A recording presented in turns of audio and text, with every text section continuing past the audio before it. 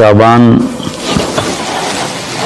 سے پہلے ہی اللہ کے نبی جب رجب کا مہینہ آتا تھا جو اس سے پہلے گزرا ہے تو اس میں یہ دعا فرمایا کرتے تھے اللہم بارک لنا فی رجب و شعبان وبلغنا رمضان، یا اللہ ہمارے رجب اور شعبان میں برکت عطا فرما اور ہمیں رمضان مبارک نصیب فرما۔ تو ان 2 مہینوں میں گویا آپ رمضان کی تیاری شروع فرما دیتے تھے۔ عربی زبان ایسی ہے جس میں کوئی لفظ بیکار کا نہیں ہے، بے معنی نہیں ہے۔ جس ہم کہتے ہیں چائے وائے روٹی شوٹی پانی وانی کھانا شانا، تو یہ شانا وائے یہ سارے وہ الفاظ ہیں جن کا کوئی مطلب نہیں ہے۔ عربی میں ایسا نہیں ہے، اس کے ہر لفظ کا بلکہ ہر حرف کا مطلب ہے۔ شعبان ایک مہینے کا نام ہے، لیکن شعبان کو شعبان کیوں کہتے ہیں کہ اس مہینے میں عرب چارے پانی کی تلاش میں نکلتے تھے۔ شعب کہتے ہیں متفرق ہو جانا، بکھر جانا، پھیل جانا۔ تو اس میں عرب چونکہ صحرا ہے، یہ عجب ملک اللہ نے بنایا ہے، یہ جزیرۃ العرب، جزیرہ نما، اس کے 3 طرف سمندر ہے، ایک طرف خشکی ہے جو اردن کے ساتھ شام کے ساتھ جا کے ملتی ہے، عراق کے ساتھ، اور 3 طرف سمندر ہونے کے باوجود یہاں دریا، ایک دریا نہیں، اتنے بڑے ملک میں پاکستان سے 5 گنا بڑا ہے اور ایک دریا نہیں، اور اتنی تھوڑی بارش ہوتی ہے۔ جزیرہ نما جو ملک ہوتے ہیں وہاں تو بارشیں مسلسل ہوتی اور دھڑا دھڑ ہوتی ہیں، لیکن اللہ نے یہاں کے پہاڑوں کو اس طرح سے ڈیزائن کیا ہے کہ بارش کی ہوائیں اس سے ٹکرا کے واپس ہو جاتی ہیں۔ اللہ نے اس خطے کو لک و دک صحرا بنایا، آج بھی صحرا ہے بہت، الربع الخالی، یعنی 1/4 حصہ سعودی عرب کا خالی پڑا ہوا ہے، اس کا نام ہی ہے چوتھائی خالی حصہ، وہاں زندگی نشو و نمائی نہیں پا سکتی۔ تو عرب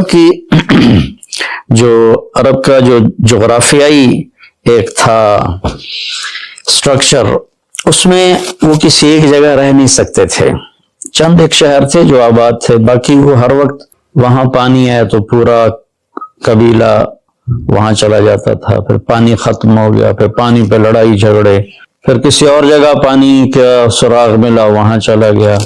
تو پانیوں اور چارے والی زمین کی تلاش کے لیے شعبان میں یہ نکلتے تھے، اور پھر آ کر اپنے سردار کو خبر دیتے کہ وہاں چارہ ہے، وہاں پانی ہے، پھر پورا قافلہ موو کر کے وہاں چلا جاتا تھا۔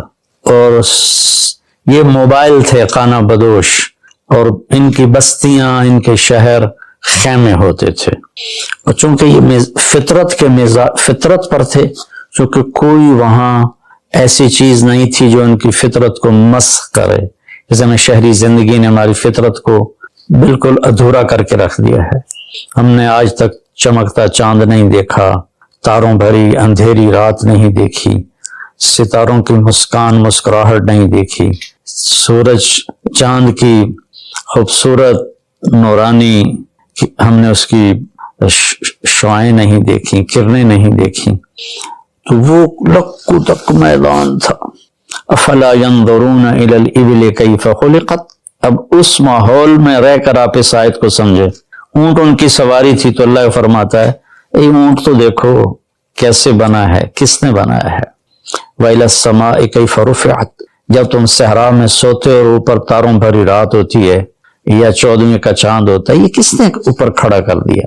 وَإِلَى الْجِبَالِ كَيْفَ نُصِبَتْ، یہ تمہارے چاروں طرف پہاڑ ہیں کالے سیاہ، یہ کس نے کھڑے کیے، کیسے کھڑے ہو گئے۔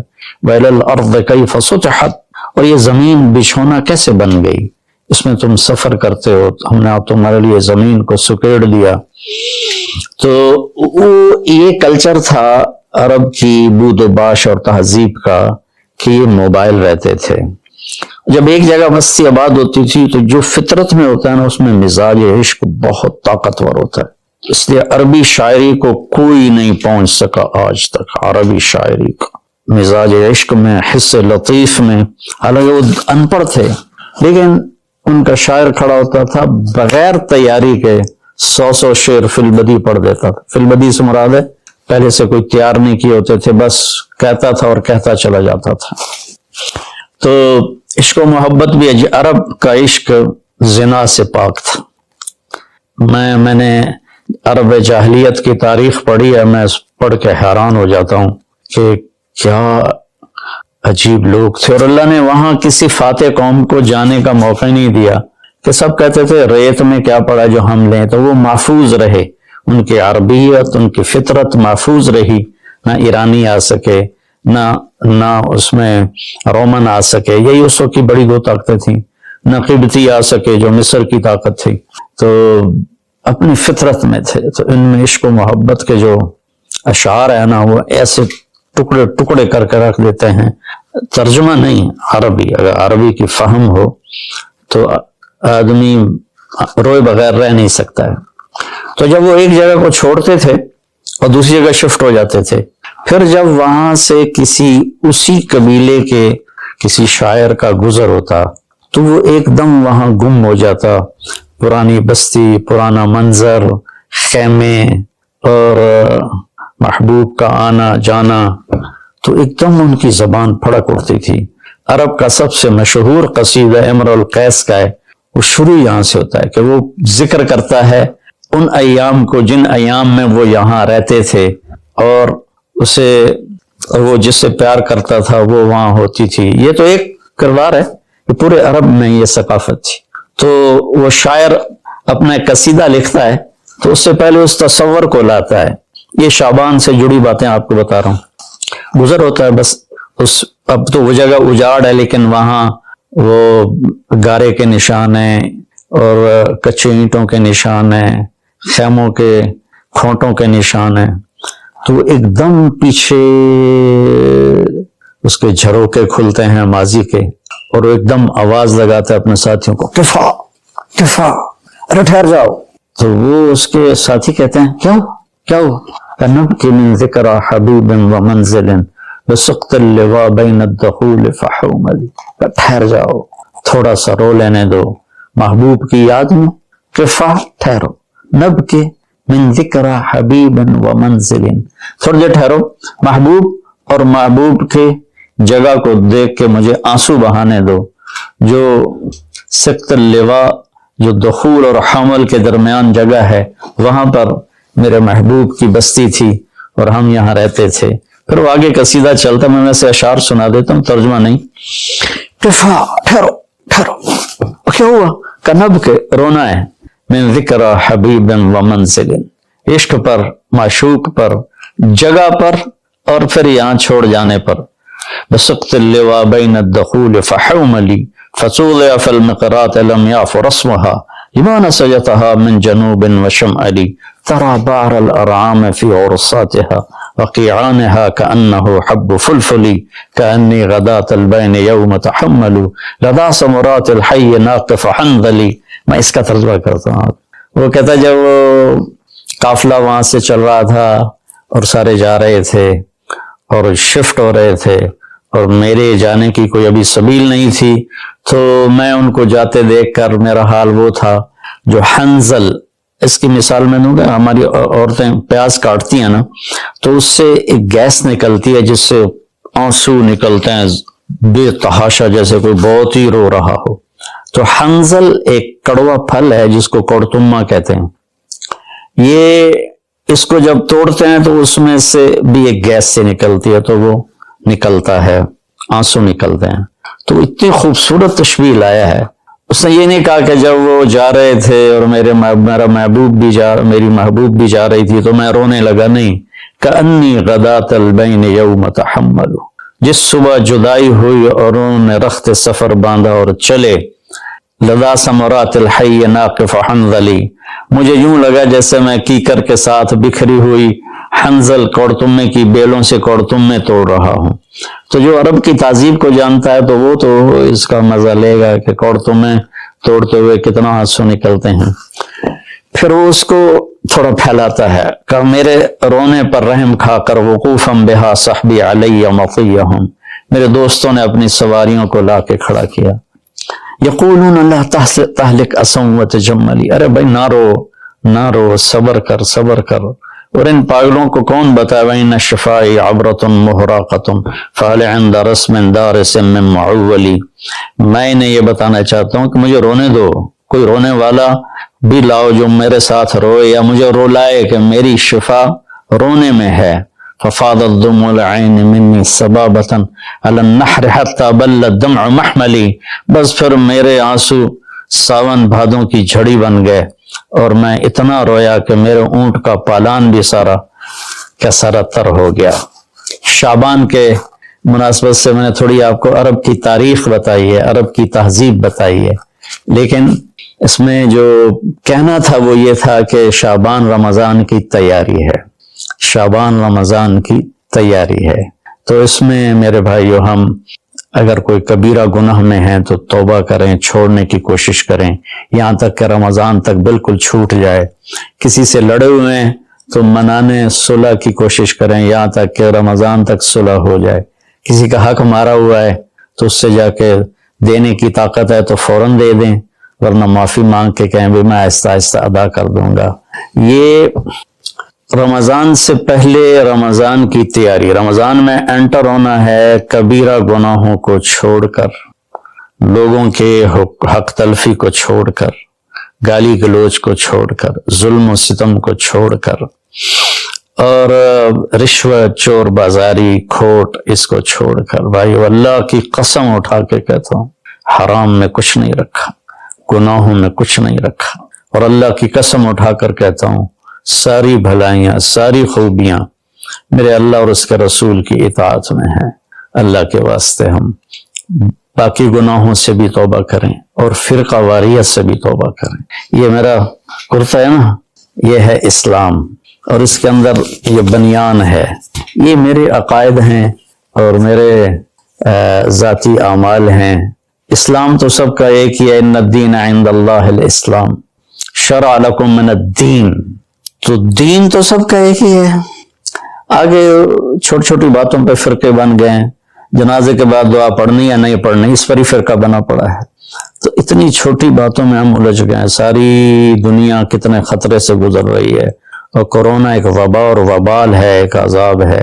ہم توبہ کریں باقی گناہوں سے بھی اور فرقہ واریت سے. دیکھو میں ہاتھ جوڑتا ہوں، علماء سے بھی کہتا ہوں یہ دیوبندی بریلوی والا میدان جنگ بند کر دو، یہ شیعہ سنی والا میدان جنگ بند کر دو، یہ حنفی مالکی شافعی حنبلی سلفی یہ میدان جنگ بند کر دو.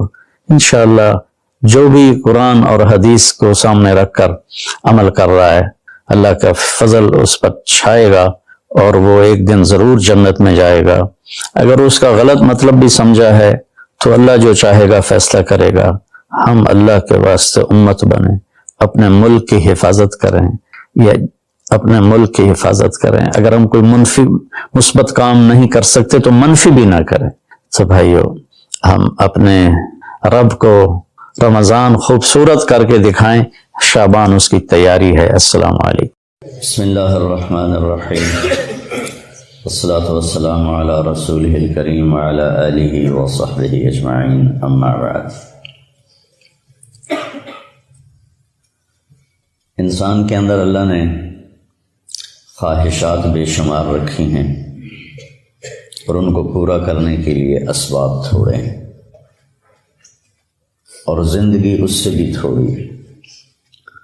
تو یوں سمجھو کہ ہم سمندر کو ایک گھڑے میں بند کرنا چاہتے ہیں، کیسے ہوگا؟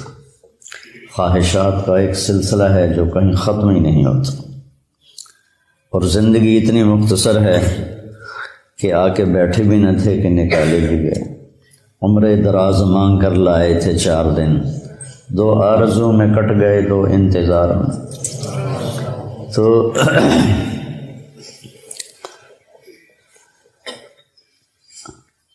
اس سے پتہ چلتا ہے کہ کوئی اللہ نے اگر ہمیں چند دن کے لیے پیدا کرنا تھا تو اتنی خواہشیں کیوں رکھی؟ پرندوں میں یہ خواہشیں کیوں نہیں؟ 1000 سال پہلے کوا جیسے گھونسلہ بناتا تھا آج بھی ویسا ہی بناتا ہے. 1000 سال پہلے سانپ جیسے بل میں گھستا تھا وہ آج بھی ایسے ہی کرتا ہے.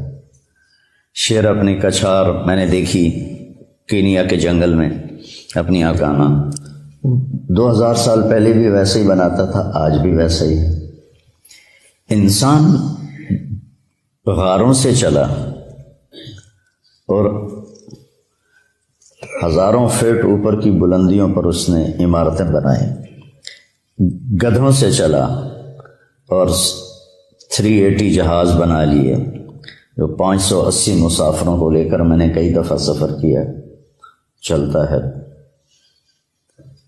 تو اس سے پتہ چلتا ہے کہ یہ ایک عقلی بات کر رہا ہوں، ہمیں اس کی ضرورت نہیں. وَلَٰكِن لِيَطْمَئِنَّ قَلْبِي، ہمارے لیے تو قرآن کافی ہے، اللہ کا نبی کا فرمان کافی ہے کہ کوئی جہان ایسا چھپا ہوا ہے جہاں ہماری ہر خواہش پوری ہوگی، جہاں ہر چاہا پورا ہوگا. لَهُم مَّا يَشَاءُونَ فِيهَا وَلَدَيْنَا مَزِيدٌ وَلَكُمْ فِيهَا مَا تَدَّعِي أَنفُسُكُمْ تَشْتَهِي أَنفُسُكُمْ وَلَكُمْ فِيهَا مَا تَدَّعُونَ نُزُلٌ مِّنْ غَفُورٍ رَحِيمٍ. تو انسان اگر صرف اس زندگی اور اسباب کو سامنے رکھے گا تو وہ غلط چلے گا، اس کو چلنے کا طریقہ نہیں آتا. اس کے لیے اللہ تعالیٰ نے 1,24,000 انبیاء کو بھیجا جو ان کو بتاتے تھے کہ یہ سب خواہشیں یہاں پوری نہیں ہو سکتی، تم سب کچھ کر لو، موت کو کیا کرو گے؟ نوح علیہ السلام 950 سال زندگی گزاری، تبلیغ کی، پھر اس کے اوپر 500 سال زندگی گزاری. وہ بھی کہیں گے ادھر سے آیا ادھر سے نکل گیا.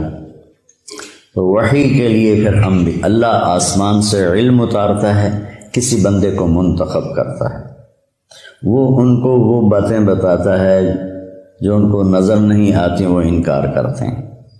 اس پر اللہ ان کو معجزہ دیتا ہے، ایک ایسا کام ان سے کرواتا ہے جو کوئی کر نہ سکے کہ یہ دیکھو یہ انسانی بس سے باہر ہے، تو میں نے کیا ہے، میں نے نہیں کیا، اللہ نے کروایا ہے. وہی اللہ کہہ رہا ہے موت کے بعد زندگی ہے، جنت ہے، جہنم ہے. صالح علیہ السلام کی قوم، میں گیا ہوں وہاں، ان کے گھر دیکھے میں نے، پہاڑوں کو کھود کھود کے گھر بنایا، شہر بنایا ہوا. تو کہنے لگے اگر تو سچا ہے تو اس پتھر سے اونٹنی نکال جو آتے ہی بچہ دے. تو اپنی طرف سے انہوں نے صالح علیہ السلام کو عاجز کر دیا، پتھر چٹان پھٹی، اونٹنی نکلی، بچہ دے دی. فرعون کہتا ہے کہ تو کہاں سے نبی بن کے آ گیا؟ کہ اولو جئتک بشیء مبین، اگر میں تمہیں کوئی دکھاؤں کارنامہ، قال فات بہ ان کنت من الصادقین فالقى عصاه فاذا هي ثعبان مبین. تو وہ جو لاٹھی ہاتھ میں تھے وہی پھینک، اتنا بڑا اژدہا بن گیا. تو سب سے آخر میں اللہ تعالیٰ نے جناب رسول اللہ صلی اللہ علیہ وسلم کو سارے عالم کے لیے بھیجا. ہر نبی کو معجزے دیے، کچھ مذکور ہیں، کچھ کسی کا ذکر ہے، کسی کا نہیں ہے. تو اللہ تعالیٰ کے محبوب کو اللہ نے سب سے زیادہ معجزات دیے، سب سے زیادہ. سارے نبیوں کے معجزے ختم ہو گئے. آپ کا معجزہ قرآن ہے جو آج تک باقی ہے، کہ پوری دنیا کے فصیح و بلیغ عاجز ہیں کہ اس جیسی ایک سطر لکھ کے دکھا دیں. پھر آپ کے معجزات میں بہت بڑا معجزہ معراج ہے کہ کائناتی عقل، ہمت، سوچ بالکل ماننے سے منکر ہے، لیکن اللہ نے اس کو قرآن میں ذکر کیا. آپ کی انگلیوں سے پانی نکلا، یہ حدیث پاک میں آتا ہے. آپ نے چاند کے 2 ٹکڑے کیے، حدیث پاک میں آتا. وانشق القمر میں بھی اس کا اشارہ ہے، اقتربت الساعۃ وانشق القمر. لیکن جو آپ کا معراج کا سفر ہے، یہ ایک ایسا معجزہ ہے کہ انسانی عقل دنگ ہے. کچھ لوگ اس کو خواب کہتے ہیں. اگر خواب ہے تو قریش مکہ کو اتنا لڑنے کی کیا ضرورت تھی؟ خواب تو کسی کو بھی آ سکتا ہے. تو سبحان الذی اسرا بعبدہ بے با کا صلہ ساتھ ملا ہوا ہے تاکید کے، ورنہ اسرا کے ساتھ با کی ضرورت نہیں ہے، سرا کے ساتھ با کی ضرورت ہے. اسرا کے ساتھ تو با کی ضرورت ہی نہیں ہے. بعبدہ باب افعال متعدی ہوتا ہے. تو تم مانو نہ مانو میں اپنے بندے کو خود لے کر گیا. اس لیے بعبد رسول نہیں فرمایا، یا نبی نہیں فرمایا، بعبدہ. دوسرا اس میں اشارہ ہے کہ بلندیوں کا سفر جھکنے سے پیدا ہوتا ہے. انسان بلندیاں بندہ بن کے کرتا ہے، وہ علامہ بن کے نہیں کرتا. بلندی پہ چڑھنا ہو تو جھک کے چلنا پڑتا ہے. کوئی اس طرح کر کے چڑھے گا اوپر پہاڑ پر تو پیچھے گرے گا. تو یہ ایک ایسا معجزہ ہے جس نے کائنات کو عاجز کر دیا. لیکن آئنسٹائن نے، یہ جرمن تھا اور اس کو یہودی تھا، تو یہود کی نفرت میں ہٹلر نے اس کو نکال دیا تھا، جو امریکہ چلا گیا. پھر یہ ہیوسٹن میں رہا، وہاں اس کا 1953 میں انتقال ہوا. تو وہ سائنس کا نبی کہا جاتا ہے. اس نے ایک نظریہ پیش کیا تھا جو معراج پہ صادق آتا ہے کہ اگر روشنی کی رفتار ہے 1,86,000 میل فی سیکنڈ، 1,86,000 یوں کیا اور 1,86,000 مائل یعنی 3 لاکھ کلومیٹر طے ہو. اگر کوئی انسان اپنی رفتار روشنی کے برابر کر لے تو اس کے لیے ٹائم رک جائے گا. ٹائم اس کے لیے رک جائے گا. یہ ایک آج کی عقلی بات ہے، ہمیں اس کی کوئی ضرورت نہیں ہے، ہمارے لیے قرآن کافی ہے. تو روشنی کیا پتہ نہیں کس رفتار سے اللہ اپنے حبیب کو لے کر گیا. رات اسرا، رات کا سفر. اللہ کی طرف جو سفر ہے نا وہ رات کو ہی طے ہوتا ہے. یا ایھا المزمل قم اللیل الا قلیلا نصفه او انقص منه قلیلا او زد علیہ ورتل القرآن ترتیلا انا سنلقی علیک قولا ثقیلا ان ناشئۃ اللیل ہی اشد وطئا واقوم قیلا. رات کا اس وباللیل وبالاسحار هم یستغفرون کانوا قلیلا من اللیل ما یہجعون وبالاسحار هم یستغفرون. اللہ تعالیٰ بتانا چاہتے ہیں کہ میرے نبی کے ساتھی بہت تھوڑا سوتے ہیں، یہ بتانا چاہتے ہیں. کانوا قلیلا من اللیل ما یہجعون. تو اس کے ہر لفظ پہ غور کرنا کہ تھوڑا ہونے کا مطلب کیسے پایا جاتا. کانا فعل ناقص، تو تھوڑا کا مطلب آ گیا. قلیل ویسے ہی تھوڑا. من تبعیض کا ہے، جو چیز کو باز کر دیتا ہے وہ بھی تھوڑا. من اللیل. ما مصدر کا ہے جو فعل کو مصدر بنا دیتا ہے، چھوٹا کر دیتا ہے.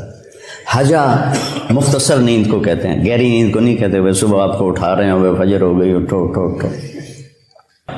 کم نیند. کانو تھوڑا، قلیل تھوڑا، من اللیل تھوڑا، ما تھوڑا، حجا تھوڑا، اور پھر وبالاسحار هم یستغفرون، اور پھر وہ پچھلی رات کو بیٹھے استغفار کر رہے ہوتے ہیں.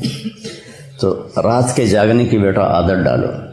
اچھا 2 نفل پڑھ کے 2 نفل پڑھو، لیکن کوئی نہ کوئی تمہارا نام آ جائے کہ یہ بھی رات کو ماتھا ٹیکتے تھے. رات ہی اللہ کے نبی پر وہی رات کے وقت اتری جب آپ غار حرا میں تھے. دن میں جبریل نے رات کو آئے، پیر کی رات کو تشریف لائے اندھیرے میں. تو خیر اس اسرا بعبدہ کا لفظ بتا رہا ہے کہ اللہ تعالیٰ جسمانی طور پر لے گئے. خواب میں تو کہیں بھی چلے جاؤ. میں جنت میں گیا، جنت دیکھی میں نے خود 2 دفعہ. تو خواب تو کسی کو بھی آ سکتا ہے. تو اللہ تعالیٰ نے اپنے محبوب، یہ بلندی کب آئی؟ جب آپ تھک کے چور ہو گئے.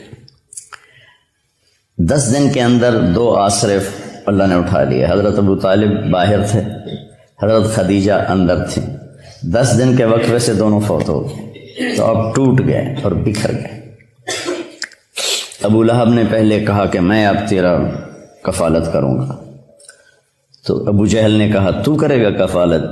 جو محمد کا قرآن کہتا ہے تبت یدا ابی لہب و تب، تو اس کا میٹر گھوم گیا۔ اس نے حرم میں اعلان کیا بنو ہاشم کی کوئی کفالت نہیں ہے محمد کے لیے صلی اللہ علیہ وسلم، جو مرضی کرو۔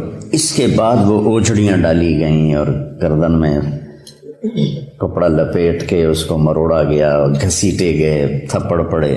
یہ حضرت ابو طالب کی وفات کے بعد ہوا ہے، وہ پہلے رکاوٹ تھے۔ تو جب آپ بے بس ہو گئے تو آپ نے طائف کا سفر کیا۔ طائف کے سفر میں جو پتھر پڑے، میں نے وہ جگہ دیکھی ہے، وہ پرانا طائف ہے، وہاں مجھے لے گئے کہ کتنے 3 میل آپ دوڑتے رہے اور پتھر پڑتے رہے۔ جب آپ مکہ واپس پہنچے تو آپ اس قدر کفار کی وہاں مطلب ان کا ایسا خوف چھایا ہوا تھا کہ آپ مکہ میں داخل نہیں ہوئے۔ آپ نے سہیل ابن عمر کو پیغام بھیجا مجھے پناہ دو، تمہاری پناہ میں مکے میں آئی۔ اسباب کی دنیا ہے، نبی بھی اسباب اختیار کرتے ہیں، اگر آپ چلے بھی جاتے کوئی روکنے والا نہ ہوتا۔ اس نے کہا میں نہیں دیتا۔ پھر آپ نے اخنس بن شریک سے کہا کہ مجھے پناہ دو، اس نے کہا میں نہیں دیتا۔ پھر آپ نے صفوان بن امیہ کو پیغام بھیجا، اس نے بھی انکار کر دیا۔ پھر آپ نے مطعم بن عدی کو پیغام دیا، تو مطعم بن عدی اپنے بیٹوں کو لے کر آیا اور آپ کو تلواروں کے سائے میں حرم شریف لایا، کہا کہ یہ آج کے بعد میری پناہ میں ہیں، کوئی ان پہ ہاتھ نہیں اٹھائے گا۔ ابو جہل نے پوچھا تم اپنے مذہب پر ہو یا محمد کے مذہب پر؟ کہ نہیں میں اپنے مذہب پر ہوں، اپنے دین پر ہوں۔ کا ٹھیک ہے، پھر ہم اس کی رعایت کریں گے۔ اس واقعے کے بعد معراج کا واقعہ ہوا کہ جب آپ ٹوٹ گئے اور پس گئے، الا منتقلونی، کیا درد ہے ان الفاظ، الا منتقلونی، یا اللہ تو نے مجھے کن کے حوالے کر دیا؟ جو طائف کے بعد کی دعا ہے نا، اشکو الیک ضعف قوتی وقلت حیلتی وہوانی علی الناس، یہ ہوانی علی الناس میں جو پکار اور فریاد ہے پہاڑوں کو پگھلا دے۔ یا اللہ تو نے مجھے لوگوں کے سامنے بے بس کر دیا، پتھر مار مار انہوں نے میرا یہ حال کر دیا۔ الا منتقلنی، کس کے حوالے تو نے کر دیا؟ اس کے بعد پھر اللہ تعالیٰ کا نظام چلا، چلیے یا رسول اللہ، اللہ ملاقات کے لیے بلا رہے۔ اسرا، سبحان الذی اسرا۔ تمہیں بھی اگر معراج چاہیے تو نماز ملی ہوئی ہے، الصلاۃ معراج المومنین ایک عام مقولہ ہے۔ نماز کو خوبصورت بنا لو تو اللہ معراج کا ذائقہ نصیب فرمائے گا۔ تو آپ حضرت ام ہانی کے گھر میں تھے، وہاں سے آپ کو حتیم لے جایا گیا اور 2 تھال تھے سونے کے، ایک میں زمزم کا پانی تھا اور ایک میں نور تھا۔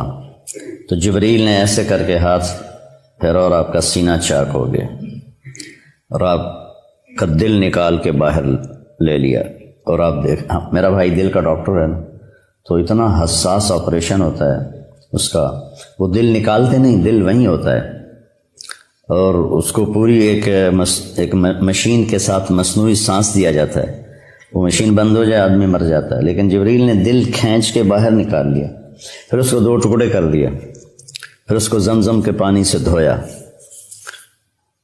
اور پھر اس میں وہ جو نور لائے تھے وہ سارا اس کے اندر بھرا، پھر اس کو ایسے کیا تو وہ بند ہو گیا، پھر اپنی جگہ پہ رکھا تو رگیں آ کے جڑ گئیں اپنے آپ۔ سبحان فعال لما یرید، تیرا رب جو چاہے کر دے۔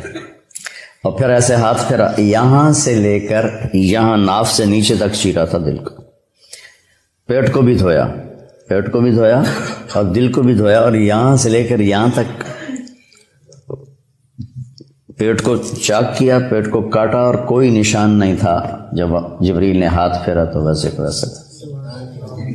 پھر ایک سواری جو خچر سے چھوٹی، گدھے سے بڑی، براق، اس پر آپ کو باہر وہ کھڑی تھی، سوار کرایا گیا، اور آپ نے فرمایا مجھے جبریل، وہاں جب اس پر سوار ہوا تو وہ کودنے لگا، تو جبریل نے کہا تیری پشت پہ ان سے افضل ہستی آج تک نہیں سوار ہوئی، یہ خاتم الانبیاء ہیں۔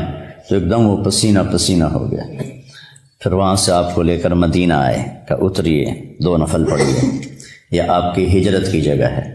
پھر وہاں سے آپ کو لے گئے کوہ طور پر، یہ طور سینا ہے جہاں موسیٰ سے اللہ بات کرتے تھے، 2 نفل پڑھیے۔ پھر بیت اللحم لے گئے، حضرت عیسیٰ کی جائے پیدائش، کہ یہ عیسیٰ کی جائے پیدائش ہے۔ پھر آپ حضرت موسیٰ علیہ السلام کی قبر سے گزرے کا میں نے دیکھا وہ قبر میں نماز ادا فرما رہے تھے۔ پھر اس کے بعد آپ کو بیت المقدس لایا گیا۔ اب یہ واقعہ دونوں طرح کی روایت ہے، پہلے پیش آیا یا آپ کے اترنے کے بعد پیش آیا، کہ سارے ارواح انبیاء جمع تھی اس دن۔ وہ تو معبد ہی تھا، مسجد تو ہمیں ملی، پہلے مسجد تو تھی نہیں، کسی امت کو مسجد نہیں ملی، عبادت گاہ۔ وہ عبادت گاہ کا دروازہ بند کرنے لگا، خادم تو بند نہیں ہو رہا تھا، جو پورا زور لگایا نہیں بند ہوا۔ تو اس نے مصری بلایا، تو انہوں نے کہا اس کی جو اوپر والی ایسے ڈاٹ ہوتی تھی، اب تو لوہا ڈال دیتے نا، تو وہ اس طرح کر کے ڈاٹ ڈالتے تھے، وہ نیچے آ گئی ہے، دروازہ بند نہیں ہو رہا۔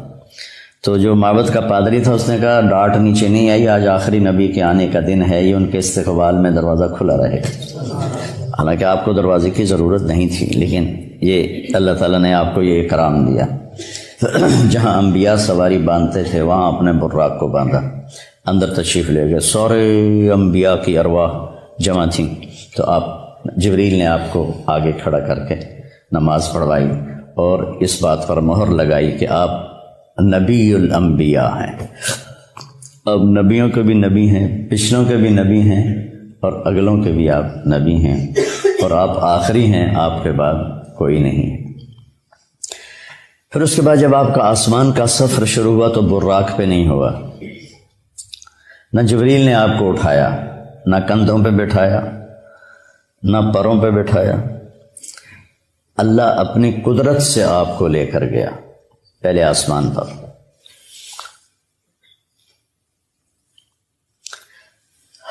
دیکھو بچوں، ہر انسان چاہتا ہے مجھے عزت ملے، بلندی ملے، نام ہو، شہرت ہو، اور ذریعہ بناتا ہے صرف پیسے کو۔ لوگ سیاست میں آتے ہیں جی ہمارا نام ہوگا، وہ ایسے بے نام ہوتے ہیں کہ اگلا نام بھی چلا جاتا ہے۔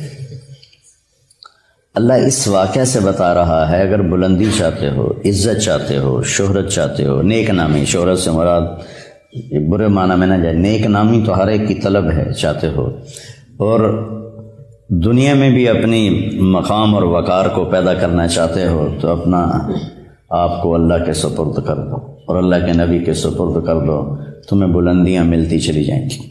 لیکن جب قوم اس حال پہ پہنچی ہو کہ سود کے بغیر تجارت نہیں، جھوٹ کے بغیر کاروبار نہیں، تو پھر ذلت اور پستی کے سوا اور کیا ملے گا؟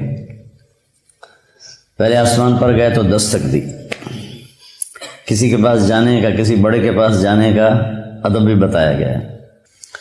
اللہ نے بلایا ہے اور ساری کائنات میں سب سے محبوب ترین کو بلایا ہے، دروازہ بند ہے، دستک دی، اندر سے دربان بولا من کا جبریل، من معک، تیرے ساتھ کون ہے؟ کا محمد صلی اللہ علیہ وسلم۔ ارسل الیہ، کیا ان کو بلایا گیا ہے؟ پتہ ہے فرشتوں کو بلایا گیا ہے، تمہیں آداب زندگی سکھا رہے ہیں۔ یہ چھوٹی چھوٹی چیزیں ہوتی ہیں لیکن یہ زندگی کو بہت خوبصورت بنا دیتی ہیں، نہ ہو تو زندگی مشکل ہو جاتی۔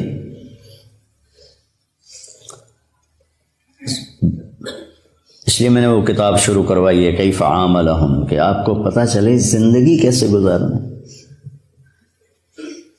ارسل الیہ، کیا ان کو بلایا گیا ہے؟ قال نعم، تو پھر انہوں نے دروازہ کھولا، مرحبا برسول اللہ۔ تو آگے آدم علیہ السلام کھڑے تھے، ان کا مرحبا بالابن الصالح والنبی الصالح، آدم علیہ السلام نے استقبال کیا۔ پھر وہاں سے اوپر چلے تو آگے پھر دروازہ بند ہے، دستک دی جبریل نے، من کا جبریل، من معک محمد صلی اللہ علیہ وسلم، هل ارسل الیہ، کیا ان کو بلایا گیا ہے؟ اللہ اکبر۔ کبھی کوئی تمہیں ملنے سے انکار کر دے تو یہ نہ کہنا بڑا متکبر ہے، اس حدیث کو یاد کرنا۔ سب کو پتہ ہے کہ آج آپ کی آمد ہے. حل ارسل الیہ، بلائے گئے؟ قال نعم ففتح الباب، دروازہ کھولا تو آگے یحییٰ بن زکریا اور عیسیٰ علیہ السلام کھڑے تھے. مرحبا بالاخ الصالح، مرحبا بالنبی الصالح. تو سب نے، دونوں نے استقبال کیا.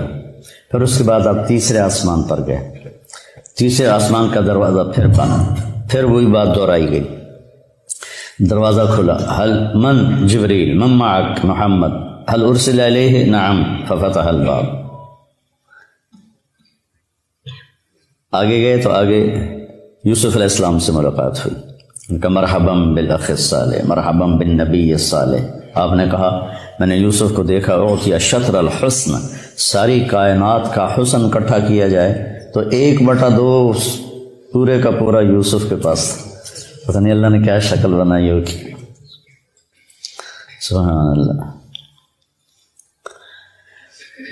پھر اس کے بعد چوتھے آسمان کی طرف بڑھے تو وہاں بھی یہی بات دہرائی گئی، من معک حل ارسل علیہ. پھر دروازہ کھلا تو ادریس علیہ السلام. وہاں ایک لشکر گزر رہا تھا. آپ نے ادھر دیکھا تو نظر نہیں آیا کہ کہاں اس کا سرا ہے، ادھر دیکھا تو نظر نہیں آیا کہاں اس کا سرا ہے. تو آپ نے جبریل سے پوچھا یہ کیا ہے؟ کہ یا رسول اللہ یہ اللہ کے لشکر ہیں، میں جب سے وہی لے کر آ رہا ہوں اور جا رہا ہوں، میں آج تک اس کی ابتدا انتہا کو نہیں دیکھ پایا. پھر انہوں نے کہا وَلِلَّهِ جُنُودُ السَّمَاوَاتِ وَالْأَرْضِ، یہ آیت ان کو پڑھ کے سنائی. پھر وہاں سے 5ویں آسمان پر چڑھے، پھر وہی من معک حل ارسل علیہ. ہر دفعہ اجازت لی جا رہی ہے، ہر دفعہ. دروازہ کھلا، آگے ہارون علیہ السلام سے ملاقات ہوئی. پھر اس کے بعد اس کے اوپر گئے 6ٹھے آسمان پر تو پھر وہی سوال جواب. دروازہ کھلا تو آگے موسیٰ علیہ السلام کھڑے ہوئے تھے. تو موسیٰ علیہ السلام سے مل کر جب چلے تو وہ رونے لگے. انہوں نے پوچھا کیوں رو رہے ہیں؟ کہا یہ نوجوان میرے بعد آیا ہے لیکن اس کی امت جتنی جنت میں داخل ہوگی نا وہ سب سے زیادہ ہوگی. میری امت اتنی جنت میں نہیں جائے گی جتنی ان کی امت جنت میں جائے گی. مجھے اس پہ رونا آیا. پھر اس سے اوپر گئے تو 7ویں آسمان پر پھر وہی سوال جواب ہوئے.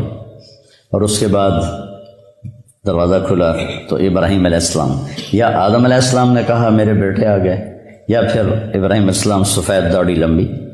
تو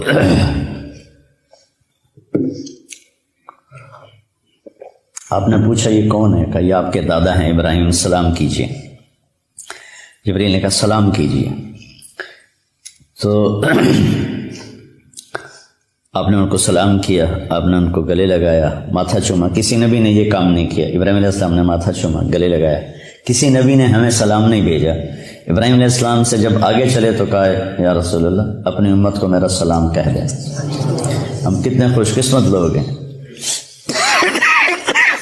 ایک بات غور کرو، صحابہ نے کہا کہ اپنے صحابہ کو میرا سلام کہہ دینا، ورنہ پھر ہم تو نکل جاتے. اپنی امت کو میرا سلام کہہ دینا. تو قیامت تک جتنے اہل ایمان آئیں گے سب کے لیے ابراہیم علیہ السلام کا سلام ہے. اس کے بعد آپ آگے چلے تو سدرۃ المنتہا پر آئے. منتہا ہے جہاں مخلوق کی حد ہو جاتی ہے اور آگے لا مکان شروع ہو جاتا ہے. 7ویں آسمان پر بیت اللہ، بیت المعمور جسے کہتے ہیں، جس پر ابراہیم علیہ السلام ٹیک لگا کے بیٹھے ہوئے تھے، وہاں طواف ہو رہا ہے. طواف ہو رہا ہے روزانہ. اس میں 70,000 فرشتے طواف کرتے ہیں. پھر جب وہ چلے جاتے ہیں تو قیامت تک ان کی باری دوبارہ نہیں آتی. اور کم از کم کائنات کو بنے 25 ارب سال ہو چکے ہیں جو سائنسدان کہتے ہیں. اسی کو مان لیا جائے تو اندازہ لگا لو وَلِلَّهِ جُنُودُ السَّمَاوَاتِ وَالْأَرْضِ وَمَا يَعْلَمُ جُنُودَ رَبِّكَ إِلَّا هُوَ. تو سدرۃ المنتہا پہ پہنچ کے اس پر اللہ کے انوار کی بارش ہو رہی تھی، بارش ہو رہی تھی. اور وہ آخری مقام تھا. جبریل نے عرض کی یا رسول اللہ اس سے آگے جو جائے گا راکھ ہو جائے گا، اس سے آگے میں نہیں جا سکتا. تو بخاری شریف کی روایت تو یہیں تک ہے، سدرۃ المنتہا تک. اب اس میں آگے علماء کی 2 رائے ہیں. بعض علماء جو ہمارے علماء ہیں وہ یہ کہتے ہیں کہ اللہ کا دیدار ہوا، اور دل بھی کہتا ہے اتنی دور بلایا تو دیدار تو کروایا ہی ہوگا، چونکہ ایک صحیح روایت ہے ابن عباس رضی اللہ تعالیٰ عنہ کی کہ آپ نے اللہ کو دیکھا۔ حضرت عائشہ رضی اللہ تعالیٰ عنہ کی بھی صحیح روایت ہے، وہ انکار کرتی ہیں، نہیں دیکھا۔ لا تدرکہ الابصار وہو یدرک الابصار وہو اللطیف الخبیر۔ دل کا وجدان یہ کہتا ہے، اور روایات صحابہ میں بھی بعض اس کے قائل ہیں کہ ملاقات ہوئی، بعض اس کے قائل ہیں ملاقات نہیں ہوئی۔ آگے پھر بڑے بڑے کبار محدثین ائمہ کے اندر دونوں قول چلتے ہیں، تو کسی ایک پہ ضد نہیں کرنی چاہیے۔ ہماری بات یہ ہوگی کہ جو اپنے دل کو لگ گیا اس کے اوپر پورا زور لگا دینا، دوسرے کی نفی کر دینا، جس چیز کا مجھ سے مواخذہ ہی نہیں، سوال ہی نہیں، تو اس پر میں جنگ کا بازار گرم کرتا ہوں۔ تو سدرۃ المنتہا سے آگے یعنی میرا دل کہتا ہے کہ زیارت ہوئی، ملاقات ہوئی، اور کیا باتیں ہوئیں اللہ جانتا ہے۔ یہ ایک حدیث مجھے یاد ہے کہ آپ نے کہا یا اللہ اتخذت ابراہیم خلیلا وموسیٰ کلیما وعلمت لداود الحدید وسخرت لسلیمان الریاح واحییت لعیسی الموتى فماذا جعلت لی۔ یا اللہ آپ نے ابراہیم علیہ السلام کو خلیل بنایا، موسیٰ کو کلیم بنایا، سلیمان کے لیے ہوا نرم کی، وعلمت لداود الحدید، اور داؤد علیہ السلام کے لیے لوہا نرم کیا، سلیمان علیہ السلام کے لیے ہوا تابع کی، اور عیسیٰ علیہ السلام کے لیے مردے زندہ کیے۔ فماذا جعلت لی، میرے لیے کیا ہے؟ تو اللہ تعالیٰ نے فرمایا اولیس قد آتیتک افضل من ذلک کلہ، میرے محبوب آپ کو خبر نہیں میں نے آپ کو جو دیا ہے کسی کو بھی نہیں دیا۔ کیا دیا ہے کہ اللہ ذکرت الا ذکرت معی، جب بھی میرا نام آئے گا آپ کا نام میرے نام کے ساتھ آئے گا، سنگ سنگ چلے گا تیرا نام، ساتھ ساتھ چلے گا تیرا نام، رہے گا میرا نام، رہے گا تیرا نام، باقی سب فنا۔ تو کہ میرے محبوب آپ کو سب سے اعلیٰ چیز دی۔ پھر اس سب میں آپ نے جنت بھی دیکھی، جہنم بھی دیکھی۔ جنت 7ویں آسمان سے شروع ہوتی ہے، 7واں آسمان ہے اس کی بنیاد ہے، لیکن وہ پھر 7ویں آسمان سے باہر نکل گئی ہے۔ کتنی باہر نکلی ہے کوئی حساب کتاب کوئی نہیں۔ پھر اوپر چڑھتی ہے اور اس کی جو چھت ہے وہ اللہ کا عرش ہے۔ جنت الفردوس جو سب سے اعلیٰ جنت ہے اس کی ڈائریکٹ چھت ہے اللہ کا عرش۔ آسمان ہم سب کے لیے چھت ہے، لیکن یہ مسجد کی چھت اس وقت ہماری قریب ترین چھت ہے۔ ساری جنت کی چھت اللہ کا عرش ہے، وہ ہے، ان کو نظر آئے گا۔ لیکن جو جنت الفردوس کے باسی ہوں گے ان کے لیے اس کی طرح ہوگا اللہ کا عرش، اور جتنا اللہ نے عرش کو ڈیزائن کیا ہے، ایک حدیث میں آتا ہے، اتنا کسی شے کو بھی ڈیزائن نہیں کی اپنی مخلوق، اس کو اتنا خوبصورت بنایا ہے، اتنا کسی چیز کو بھی نہیں بنایا۔ تو آپ نے جنت کی نعمتوں کو دیکھا۔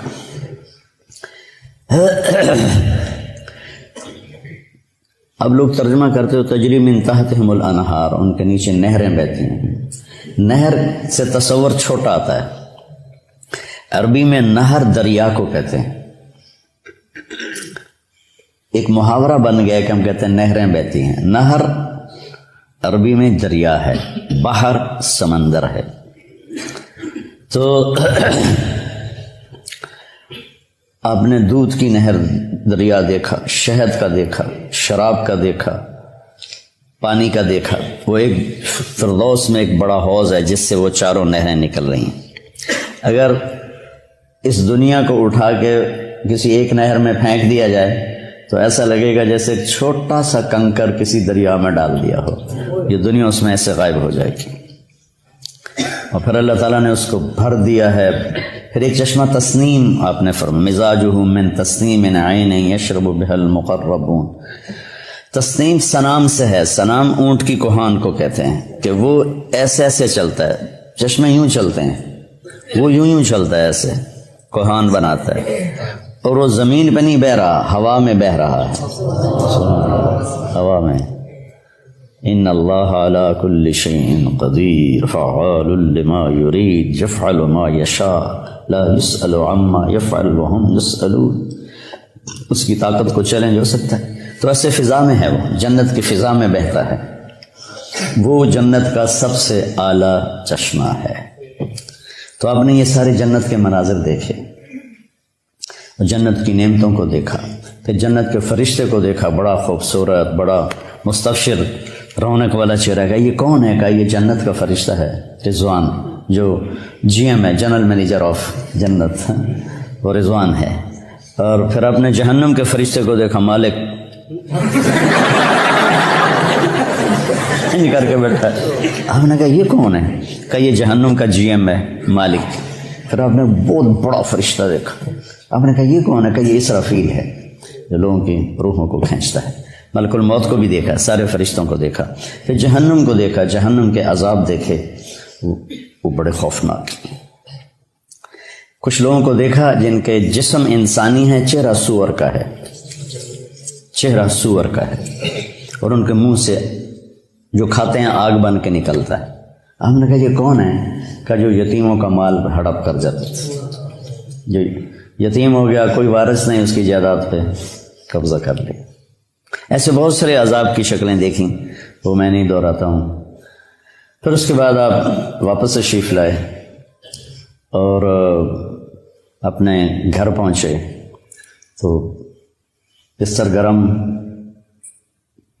دروازہ کھلا ہوا. کائنات کو روک دی اللہ نے. کہیں گاڑی روک دیں تو گھنٹہ کھڑی رہے تو سفر تو نہیں ہوتا نا. اللہ نے کیا کیا پتہ کوئی نہیں ہے. ایک سائنسی بات ہے، روشنی کی رفتار سے کہ برابر ہو جاؤ تو ٹائم پیچھے چلا جاتا ہے، ٹائم رک جاتا ہے. اور باقی کن فیکون ہے، انما امرہ اذا اراد شیئا ان یقول له کن فیکون فسبحان الذی بیدہ ملکوت کل شیء والیہ ترجعون. اب واپس تشریف لائے اور آپ نے حضرت خدیجہ سے کہا کہ میں نے رات کو یہ دیکھا ہے، تو میں بتانا چاہتا ہوں کہ یا رسول اللہ، پہلے آپ کے اتنے مخالف ہیں اور آپ کی باتیں نہیں مانتے. یہ سن کر تو وہ اور مذاق اڑائیں. کہ نہیں، جب اللہ کی طرف سے تو مجھے بتانا ہے. تو آپ نے حرم میں آ کے اعلان کیا تو ایک ہلچل مچ گئی اور کھلبلی مچ گئی اور سورے ہنس کے پاگل ہو گئے. تو ایک آدمی اٹھا وہاں سے، بھاگا، ابو بکر. اگر کوئی آدمی کہے راتوں رات آسمان پہ گیا، آسمان سے واپس آیا، بیت المقدس گیا، بیت المقدس سے واپس آیا، تم مانو گے؟ تو ابو بکر نے کہا کہنے والا کون ہے؟ کہ تیرا دوست. کا پھر میں مانتا ہوں جو کہا ہے سچ.